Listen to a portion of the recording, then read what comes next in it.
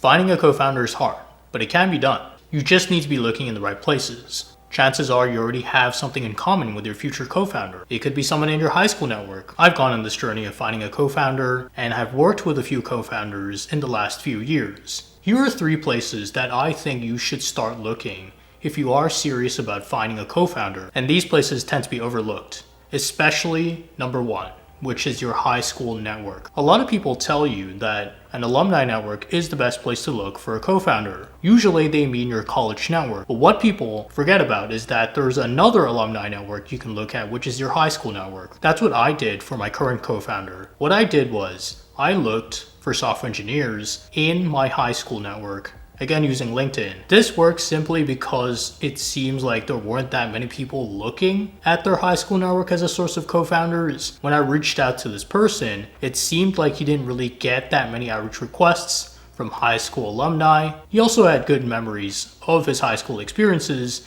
just like me. So when we first met, we talked about those experiences, those memories. We were able to find common ground pretty quickly because we both went to the same high school and had similar experiences. So yeah, when people say alumni network, don't automatically assume that it's your college network that they're talking about.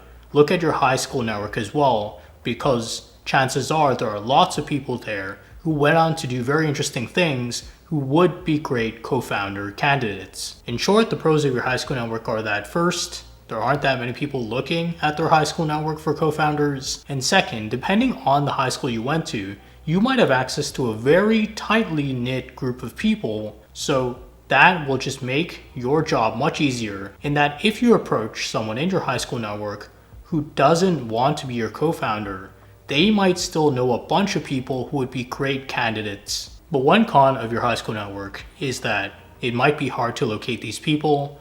Not everyone posts their high school on LinkedIn, so it might be harder to locate the people who are in this network. The second place to look for a potential co-founder is your college network. This is a great source of co-founders because people in college tend to be interested in doing something exciting, something new. And this also applies to you if you already graduated. You can still approach current students at your alma mater and talk to them about your startup concept. In fact, you might have an advantage if you approach students who went to your school. And the reason for that is because if they're current students, you might have the advantage of being able to provide work experience and more knowledge about the startup process. That is, if you worked for a few years in startup settings or even non-startup settings, and that might be something that you can offer to a potential co-founder who's still going to school. Now, one of the downsides of talking to people in your college network is that a lot of other people are probably doing the same thing.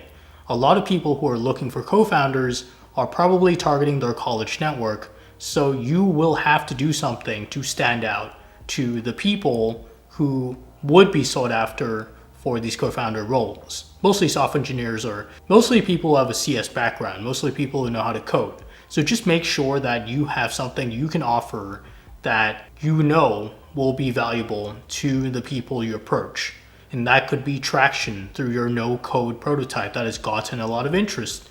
That could be lots of years of experience working on startups and having that knowledge to then go start something on your own. Just make sure you know what you can offer to your potential co-founder before you start approaching people. And that goes not just for approaching college students or people who went to your school and graduated. It also applies to approaching just anyone in general who you want as a co-founder.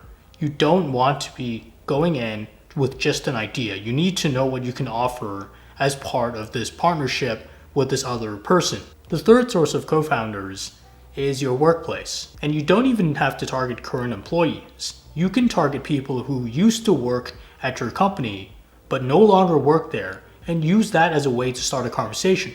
Again, you can find these people on LinkedIn. You can find people who used to work at your company, approach them, and talk about what you want to work on. You can also approach your existing colleagues, although that might present a couple of issues depending on your arrangement with your workplace. You can also be looking at former colleagues, people who used to work at your company that you knew, but now have moved on to another company. The downside, though, of targeting people who you work with or have worked with, or people who work at your company, is that they probably are too busy. They have a lot on their plate, and as a result, they may not be interested in working on something of their own. That really depends on the person. So you're gonna have to be talking to a lot of these people to understand who actually wants to work on their own thing, and also who has the energy and commitment to make sure that what you work on with this person actually comes to fruition and actually starts to grow.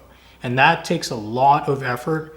It is not to be underestimated, especially if you are working full-time and doing this on the side. So these are just 3 places you can look for your future co-founder. There are also a couple others that I didn't really mention, like your network in general. People you know and asking if their friends are interested in working on a startup.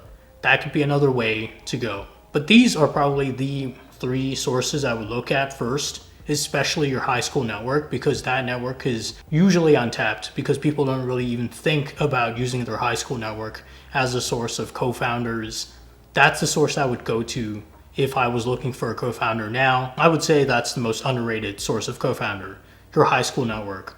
Look at your high school network first, then your college network, and then I would say colleagues based on the pros and cons that I mentioned for each source.